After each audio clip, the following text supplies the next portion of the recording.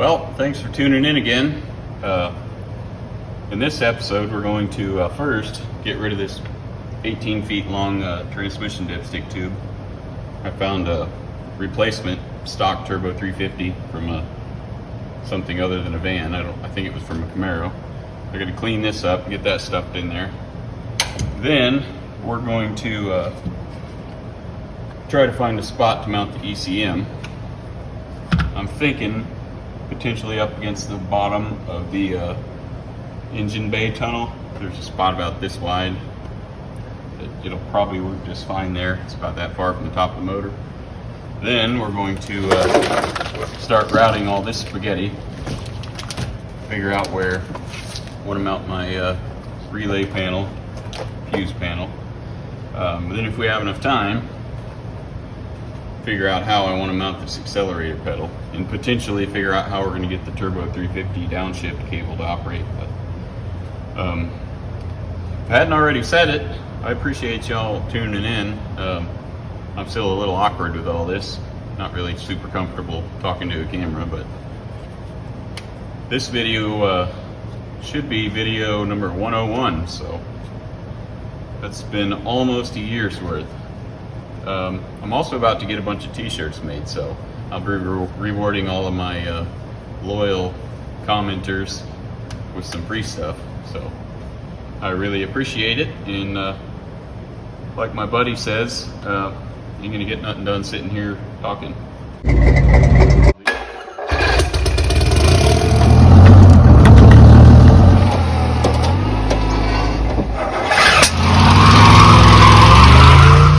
So I've kind of got this spaghetti wiring harness kind of laid out in the way it needs to roughly go around the motor. If you envision the motor here, this harness is the one that goes down under the front of the engine, picks up the crank sensor, knock sensor, starter wires. This runs across the top of the left bank, has injectors, coil connections. This runs across the back of the motor. This is oil pressure sensor and O2 sensor. More stuff on the back of the motor. This big long one is an O2 sensor, and I'm not sure what this one is, if I'm being honest. I didn't pull this motor out at the factory, or the salvage yard, so I'm not sure. Okay, this one here is the passenger side injector harness, TPS on the end of that. Here we have a long lead from a fuse panel, connections for ECM, accelerator pedal, diagnostics port, some other wires I got to hook up, start wire, a couple other stuff, vehicle speed sensors one. So what I'm going to do is get up and lay this harness across the engine.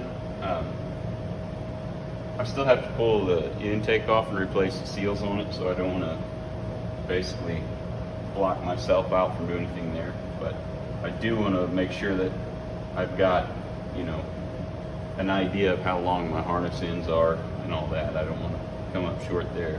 So I'll just lay this across the top of the motor and just start routing the stuff and see where I wind up with that. I haven't laid it on the motor. I probably should have before I got the motor in the truck, but what I'm going to fish through there first is the one that's going to drop down the front of the engine. Got my crank sensor. I think this is a knock sensor. Yep, knock sensor. The objective here initially is going to be to just get the LS harness itself connected to the engine, and then one at a time, kind of piecemeal, I will connect the necessary wires to the van body. But first I want to get the majority of this out of the way. Okay, so this I'm dropping down the front of the engine, runs across the lower forward oil pan rail.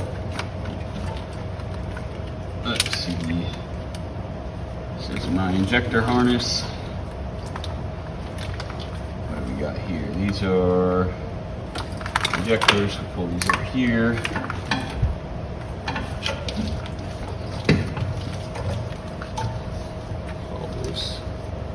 All this I think goes across the back of the motor. I guess I need this big wad here.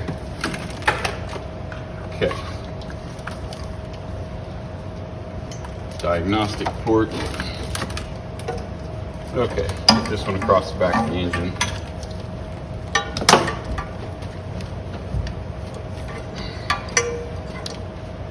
You got a couple of options, as probably most of you already know, for hooking up your late model LS engines. And the cheapest way, generally speaking, is to have some whiz that you know, or one of any variety of companies, both locally and online. Just send your whole factory harness to them and they'll give you back basically this. It's not ideal because like this big wad here, unless you cut every single wire out and redo it, you're going to be stuck with your ECM being in the general location that it was and your wire routing being similar to what it was factory. So you are going to face those limitations. I'm going to go ahead and plug in my TPS just loosely. Option 2, which is what I prefer, not what I did here, but it's what I prefer, is to buy an aftermarket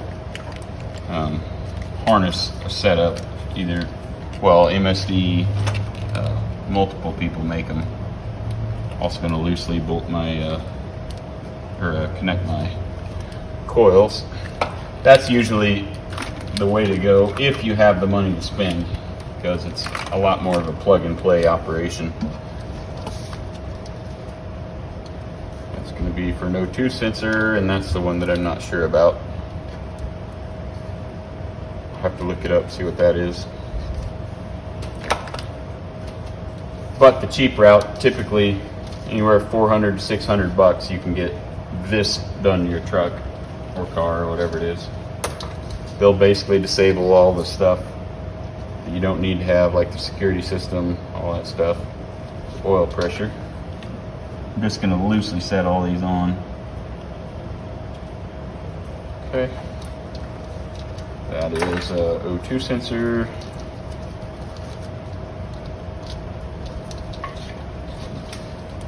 The van itself is not going to need much. I'm going to need to power up the main hot wires running into the dash.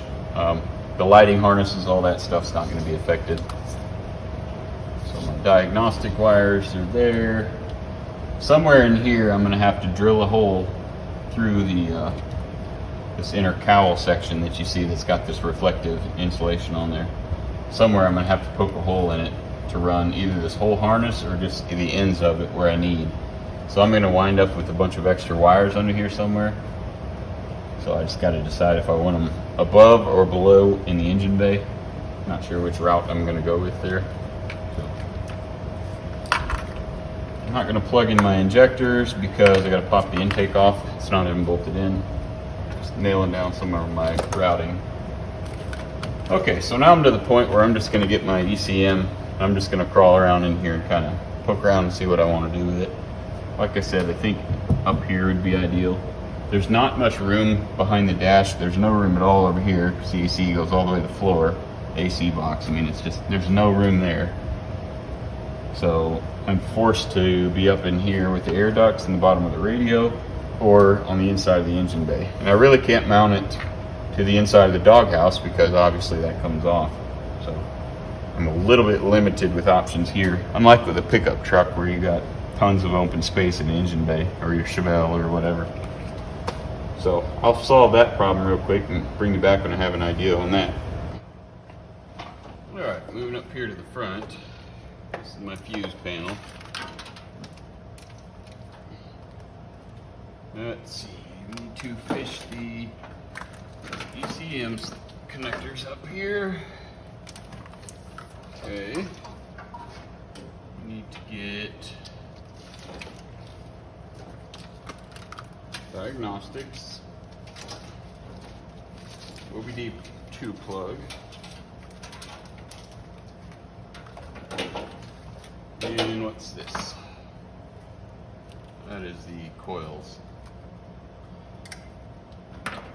Okay, so that's all where that needs to be. So I'm going to get these temporarily out of the way.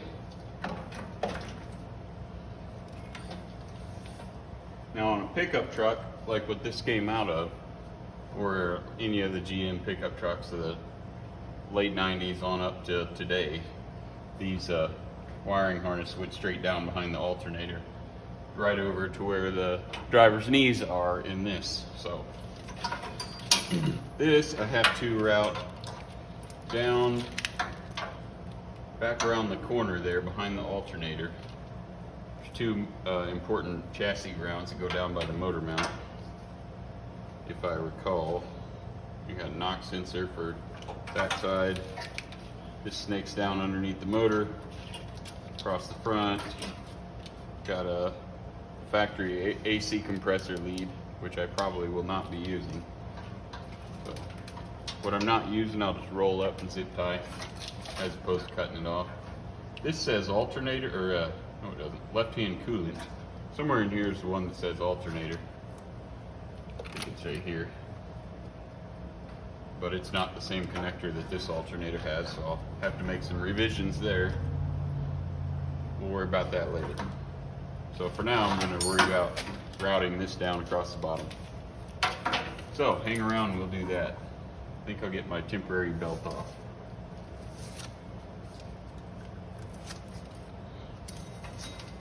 Alrighty then. I'll lift my alternator up out of the way. It's just sitting here. Okay. Should just go down around the top of the coils here on the power steering pump. I also need to put the bottom power steering bracket brace on that goes to the engine block. Let's see. Pull this off. Transmission line bracket. Not enough room to snake the wiring harness down there.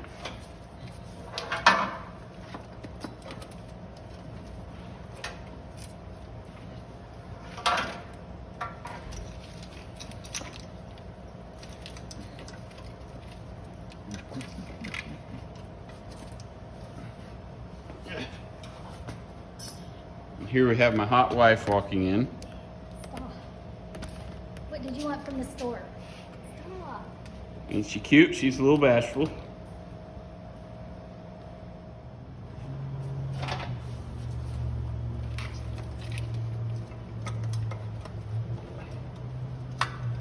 Ain't much space here to work with.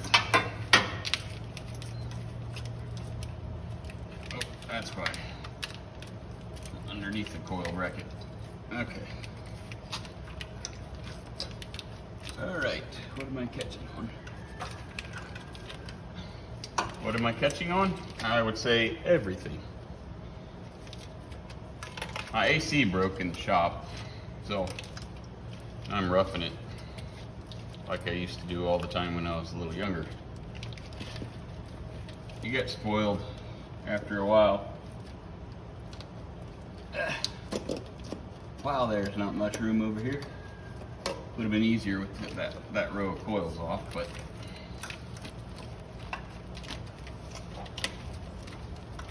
I didn't take it off. Okay.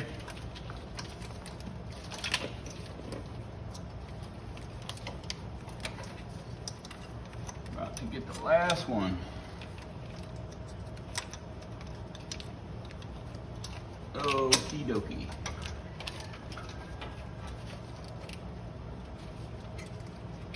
Left-hand coolant temp sensor. All right, we're there. That was fun.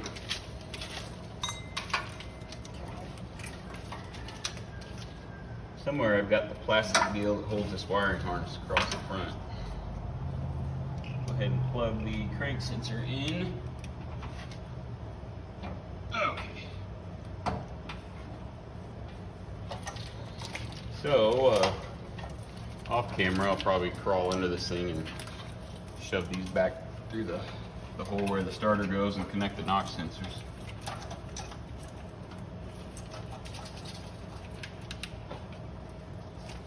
As far as I can reach there. These are going right under here to a ground, so I will route those. Then we'll come back up top and figure out what we're going to do with this. It grounds here as well. I'll have to connect these either to the exhaust bolt or somewhere on my compressor bracket. Doesn't really matter as long as you don't forget.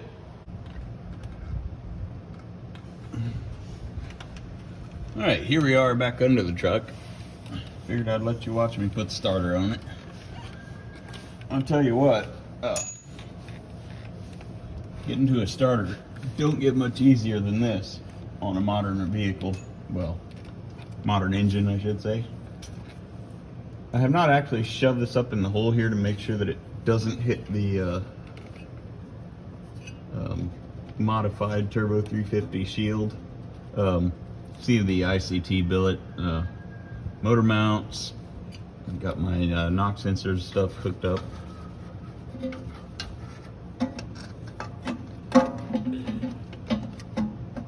I think that'll clear just fine.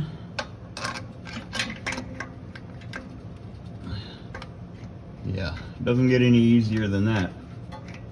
This van isn't even on jack stands or nothing. Just roll right under the side and get to work. Wish they were all this easy. Some of the starters on a lot of stuff, especially four-wheel drives, holy cow. If you want to punch some engineers right in the teeth. It's like, really? Or it'd be like the old North Star V8s, starter underneath the intake. It's like, come on, man. Really? Alright. So, I am going to have to run the main battery wire down here. I don't know if I'm going to have to make a new one yet. I suspect I am. Well, I guess I know I am because it's going to run to the battery on the other side of the engine bay. So, okay.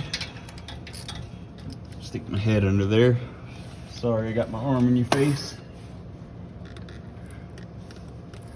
Alright, there's nothing hitting anything. So I'm going to go ahead and change to my bigger ratchet. Put a little bit more stank on it.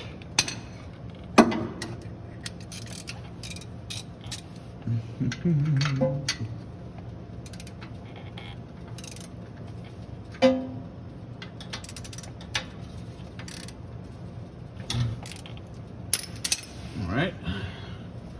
Plug my starter wire in. Done. That was super easy. Sorry.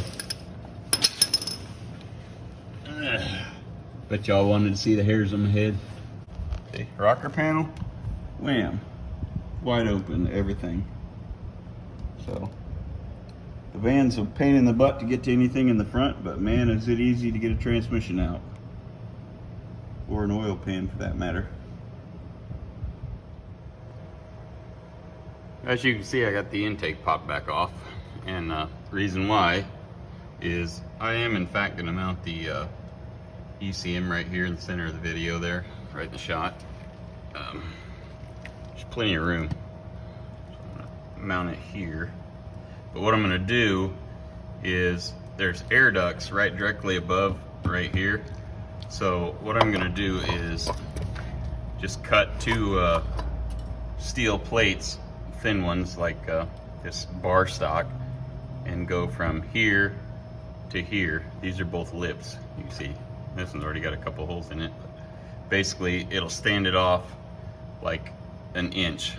That'll get lots of airflow up over the top of the ECM, it'll keep it from being screwed right up against this aluminum stuff. So I'm gonna go ahead and cut the metal strips, drill out the holes for the spacing and the holes in this, and bring you back when I get this ECM mounted.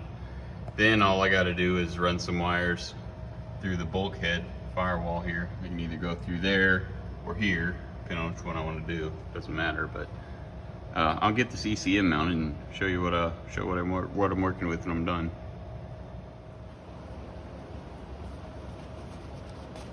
So I got my bar stock. This is just some, not sure what width it is. About an 1/8 inch thick. And I've got two 9 7/8 chunks marked out on there I'm gonna cut. Also have my eyeball protection and hearing protection, although the hearing damage has already been done there.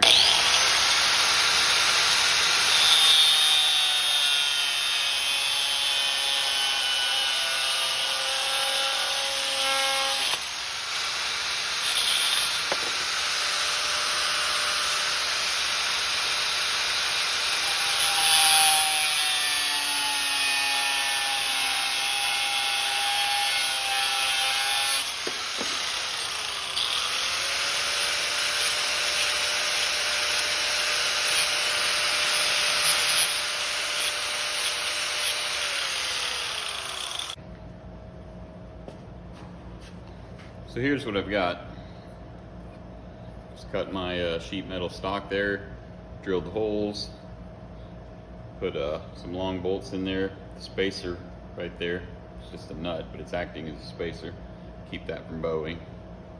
So all I've got to do now is get up in there and basically hold it where I want it and very carefully mark the holes with a Sharpie. Then I'll get in there with a small drill, like a probably an 1/8 of an inch, drill each one, put 2 bolts in, drill the next 2, put them in, and that'll pretty much conclude this part of this. Then I can go ahead and put my intake back in there, hook my harness, and we'll be that much closer to getting this thing fired up. What's up? So I utilized one hole that was already here, so it's one less hole I got to drill, and I like how it sets here, so I'm going to use this configuration, and that's what we're going to roll with. So I got 3 holes to drill.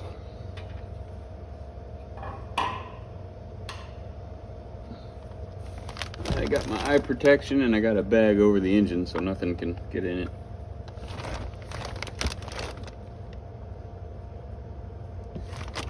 Hopefully this bit's good.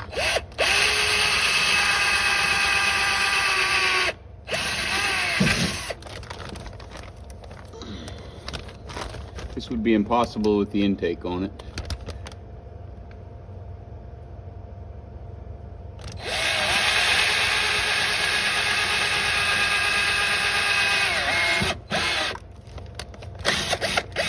It's a pretty convenient spot for this, actually.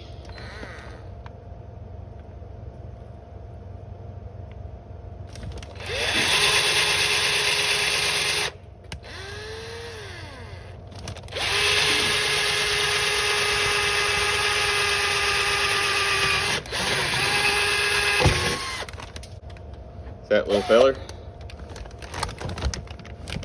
Let's see, I'm gonna go to the 5/16 hole.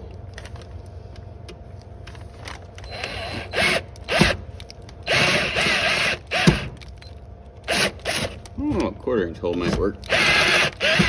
We'll go to 5/16. Might not, I probably have to stop at the 1/4 at this front hole.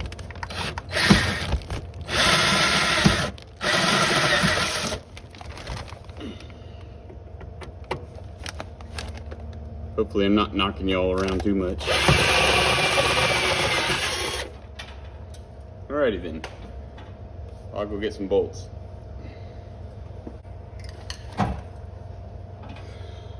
Yep, it's me again. Alright, let's see. I need to... The front 2 I'm using a regular bolt. The back 2 I'm using a round head bolt because I've got to have a seal that goes up over top of that seals the doghouse, so I can't have it causing any interference. There's just barely enough room to get this bolt in here, I think.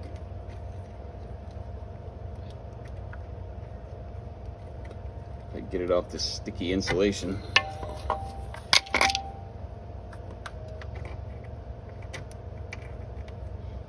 Okay, come on. Come on, this ain't your first time. Oh, there it goes. Sweet. Okay. I better do this one first because it's harder to get to.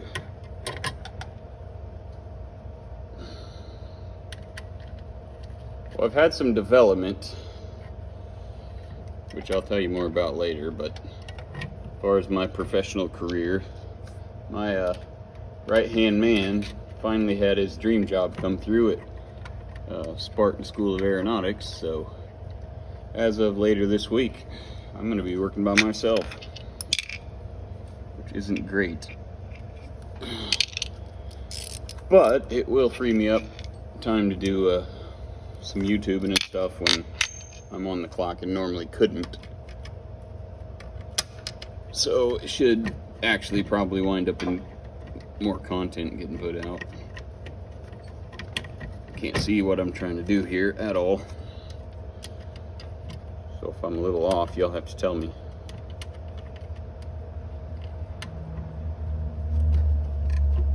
With my hands in the way, you can't see either, huh? That makes thousands of us.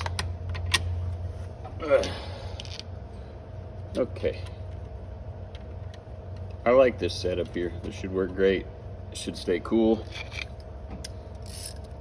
Alright, I gotta get up over this.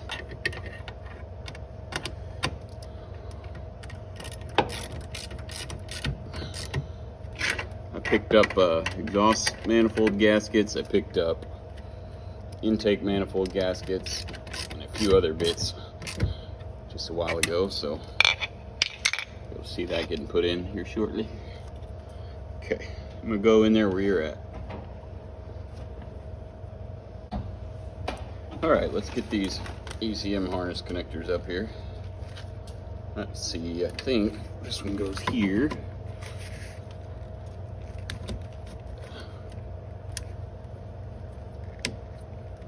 Got a zip tie in here holding this thing together. I'll have to cut that off. So does this one. Okay. Cool, so that'll come up. This harness will go here. I'll put a couple of clamps on here to hold this stuff up. It'll go right over the top of the engine. So that'll work great. Can't do that till I put the intake back in. We'll be doing that here shortly.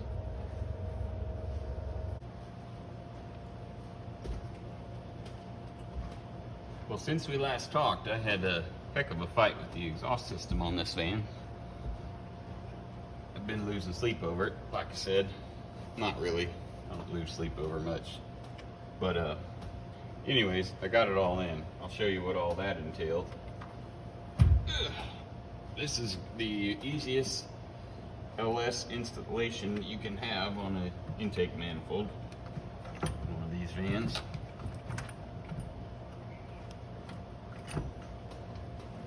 Make sure she's squared up.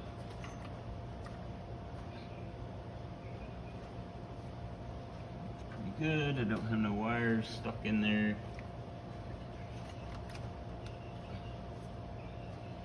Looks good. Okay. Anyways, so concerning the exhaust, on the driver's side is where I expected to have all the problem. On the passenger side, I had a whole lot more room, so I had not anticipated any struggles there. Well, on the driver's side, I got the manifold popped right in there, pretty much, except for one small spot. I just had to just barely bend the lip on this here on the other side, which I'll show you, and then ground one of the bosses off for the heat shield, and she was home free. No big deal. Well, on the other side, I got a good solid inch and a half more room. Well, what I did not foresee was that the angle down there of the collector is offset quite a bit more and at a totally different angle than the small black Chevy is. So, long story short, I had to cut a big old hole out of the inner structure there, unibody structure, frame rail. I didn't have to get into any of the horizontal plane, just had to cut a big chunk out of the vertical piece. So that was definitely an unforeseen problem, but I was able to get it all cut out and the paint touched up. It didn't weaken the structure in any way, shape, or form.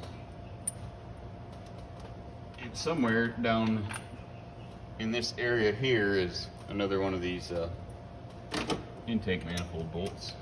I dropped it into the Bermuda Triangle down there, so I'll have to find that later. But knock on wood, that right there where I had to do some cutting and trimming on the van, that is the first thing that I've had to do any modifications on the van itself. Nothing else has had to been chopped or hammered or anything else. So anytime you're doing something like this, you can just expect a certain amount of stuff like that. So overall, this has really been pretty easy. I'm not going to complain. I've done a lot of stuff like this, but never in a van. So some portions of this has been more difficult, some have been pretty easy.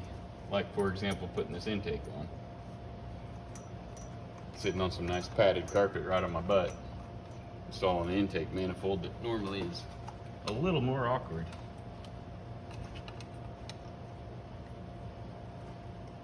I always hand snug all of my intake bolts, whether it's something like this with the newer style intake gaskets or something that's old school, you know.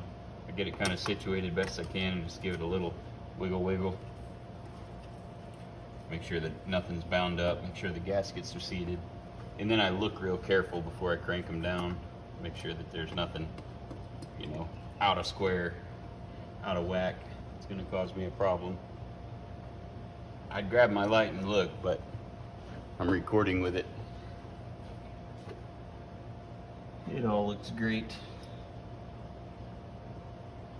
I gotta get this done, and I needed to get the exhaust done because the van's losing its parking spot in the shop. I got a couple of big projects that I'll probably show on the channel, and unfortunately this van is losing the spot. So I wanted to get everything done that basically requires getting in and out and grabbing tools and trimming this and trimming that and measuring, and you know, the whole 9 yards. With it sitting outside, I didn't want to have to come in and out of the shop 12,000 times, so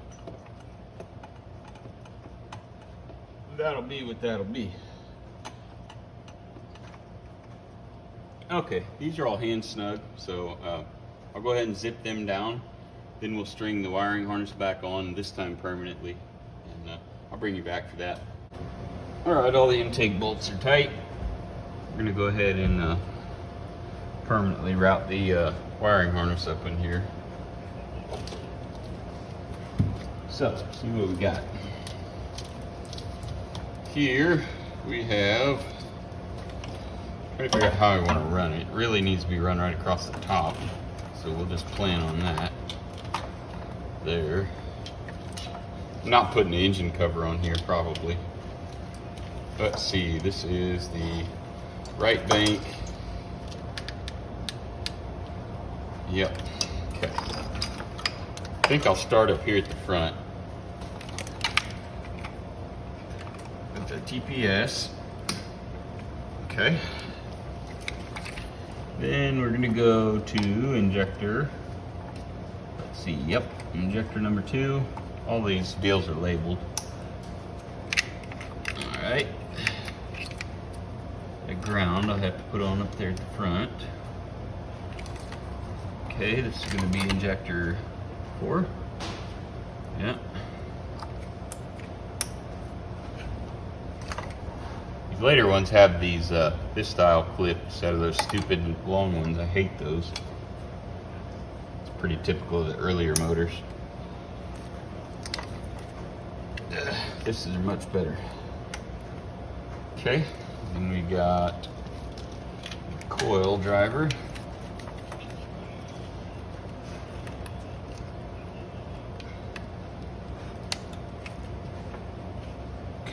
I'll leave the safety off for now. Okay, so this little feller goes way up here. I remember what this one is. Just a little gizmo on top of the intake. We'll call it that. Okay. All right. On this side, we've got what? Oil pressure. So I'm going to wrap that underneath of this emissions PCV hose. Now my oil pressure switch here, I'm going to be pulling that out and trying to rig up a T into it for my mechanical gauge. So I probably won't lock that one down for now.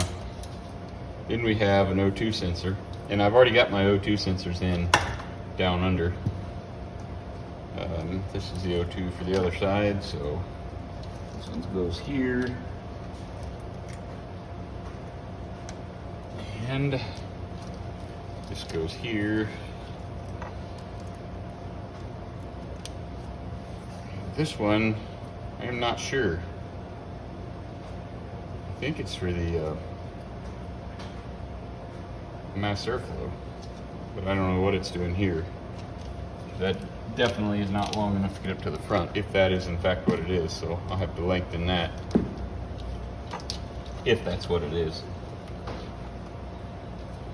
Okay, I'll zip tie these all up and route them a little prettier later. Alright, now I gotta do the injectors over here.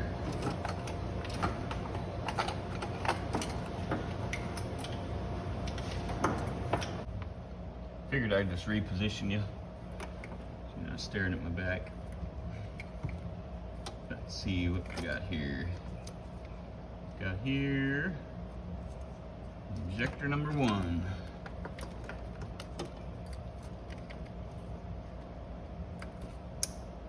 Okay, let's see.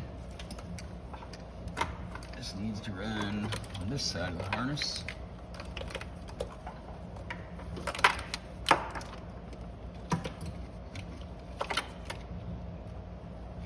Okay.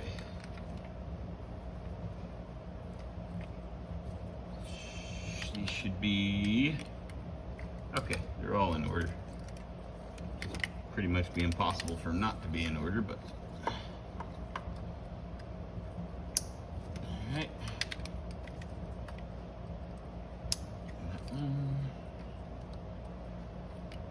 That one. Connect him. Okay.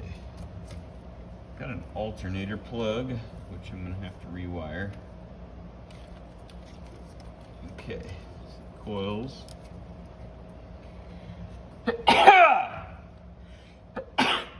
Good Lord, excuse me. Okay.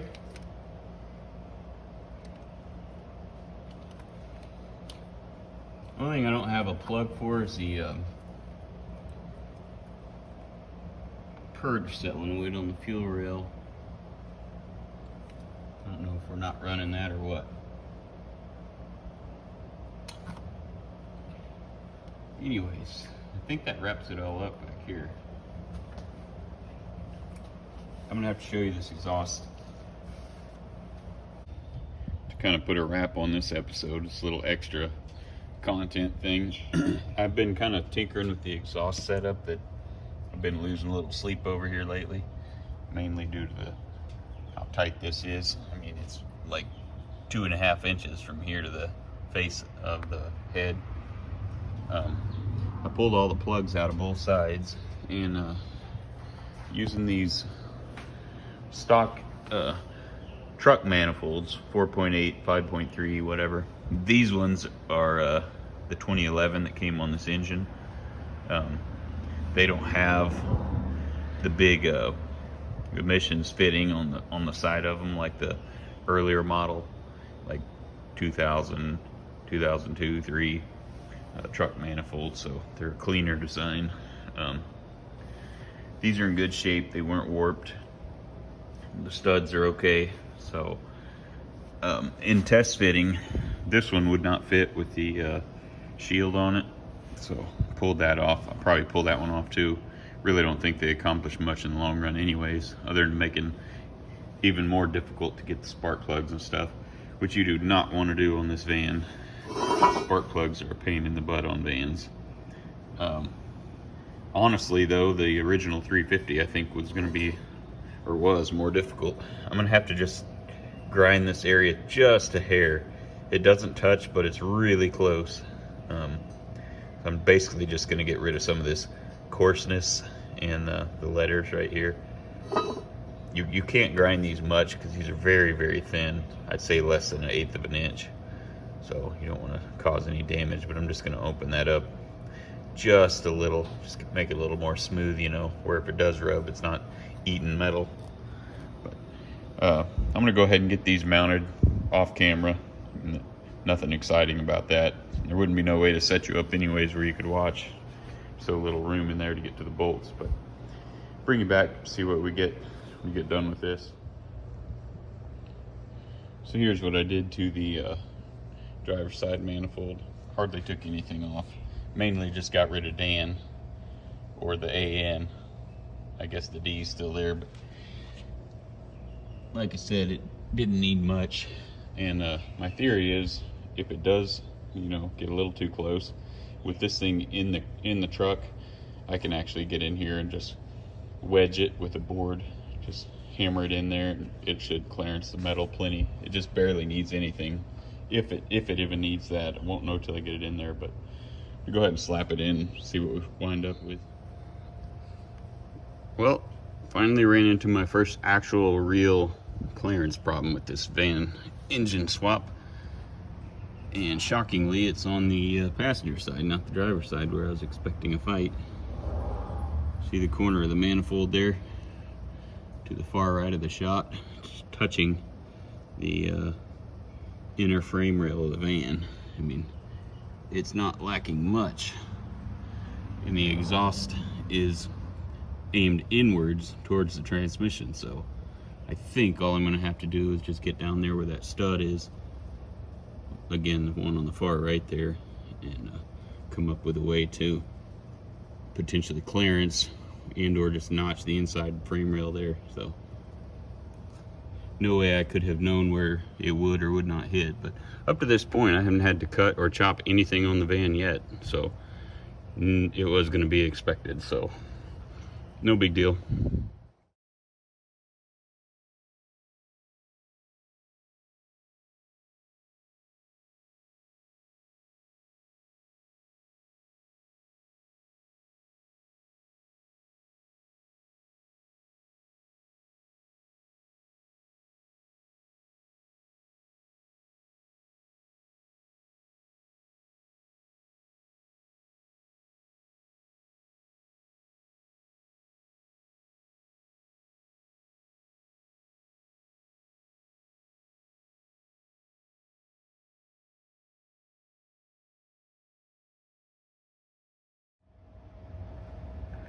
Right, this is the side I expected to give me a fit, you know.